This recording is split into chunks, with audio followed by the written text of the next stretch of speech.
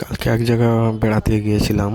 খুব সুন্দর একটা পার্কে বেড়াতে গিয়েছিলাম। খুব সুন্দর একটা পার্কে গাড়ি করে আমরা সবাই মিলে গেছিলাম। দেখো রাস্তায় এটা কোন জায়গা বলো, কোন জায়গা দিয়ে পার্কেটা যাচ্ছি। খুব সুন্দর লাগলো, রিসর্ট পার্ক। তো খুব সুন্দর লাগলো যেতে পার্কেটা। খুব ভালো লাগলো ঘুরে। পার্কেটার ভিডিওটা করা হয়নি, রাস্তায় যেতে যেতে ভিডিওটা করলাম, তাই একটু ভালো লাগলো। ভিডিওটা করতে করতে ভালো লাগলো, খুব সুন্দর লাগছে যেতে।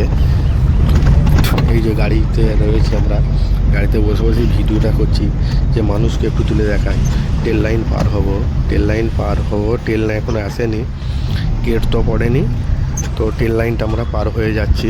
ট্রেন লাইন পার হয়ে গেছি, অসুবিধা কিছুই নেই। ট্রেন লাইন পার হয়ে গেছি, পার হয়ে যাওয়ার কিছুক্ষণের মধ্যে আমরা পার্কেটা প্রবেশ করব। পার্কেটাই কিন্তু ফটো তোলার কোনো অ্যালাউ নেই, ভিডিও করার অ্যালাউ নেই, তাই ওই জন্য রাস্তাতে একটু যেতে যেতে ভিডিওটা করে নিয়েছি। খুব সুন্দর লাগলো পার্কেটা ঘুরে। খাওয়া দাওয়াটাও খুব ভালো হয়েছে পার্কেটায়, কিন্তু পার্কেটাতে ভিডিও করার নিয়ম নেই, তাতেও কিন্তু পাশ থেকে একটু ভিডিও করেছি পার্কেটার গায়েতে, কিন্তু খুব ভালো লাগলো।